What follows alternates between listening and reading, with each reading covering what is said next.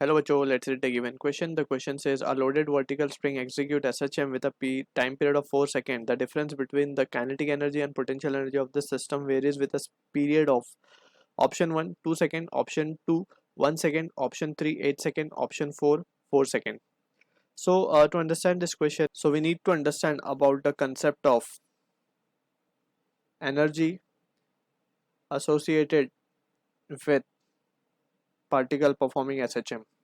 सो यहाँ पे एनर्जी की हम बात करें, so we know there are two types of energy. One is kinetic energy that is given by the expression half m v square, right, and another one is potential energy. So potential energy का जो expression आता है for a spring block system, it comes out to be half k x square.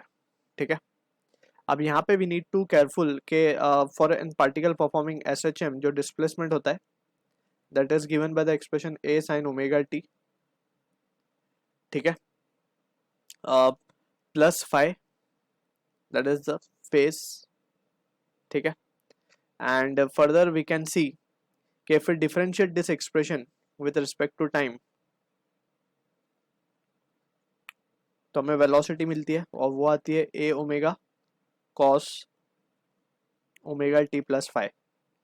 ठीक है, तो we have to find के जो difference हमें गिवन है, the difference between kinetic energy and potential energy of this system varies with a period, यानी कि उसका पीरियड कितना होगा डिफरेंस का काइनेटिक एनर्जी और पोटेंशियल एनर्जी की.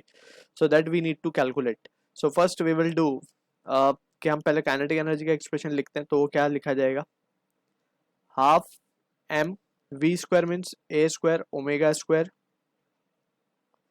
Cos square omega t plus five.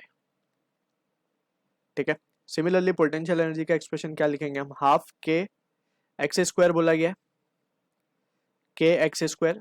तो यहाँ पे we can write instead of x we will substitute the value a square sine square omega t plus five. अब यहाँ पे हमें पता है कि for an S H M spring जो कांस्टेंट के है उसको हम क्या लिख सकते हैं, एम ओमेगा स्क्वायर, राइट.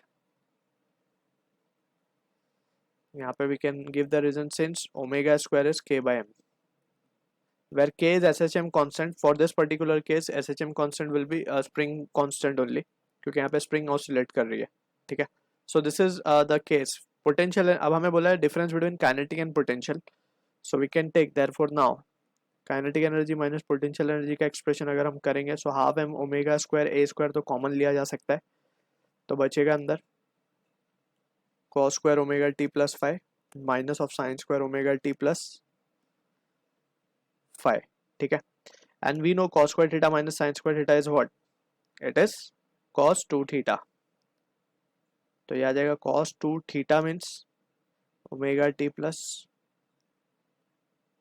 5. ठीक है, और इसको फर्दर हम इस तरीके से भी लिख सकते हैं हाफ एम ओमेगा स्क्वायर ए स्क्वायर. ये तो एक कांस्टेंट टर्म है जो कि टोटल एनर्जी को रिप्रेजेंट कर रहा है यहाँ पे अगर हम केयरफुली देखें. तो 2 ओमेगा टी प्लस 2 5 कुछ इस तरीके का एक्सप्रेशन हमारे पास आ जाएगा. ठीक है, 2 5 again is a constant quantity, तो डिफरेंस हमें ये मिल रहा है. अगर हम केयरफुली एनालाइज करें यहाँ पे तो वी कैन सी के जो फ्रीक्वेंसी है angular frequency it has got doubled.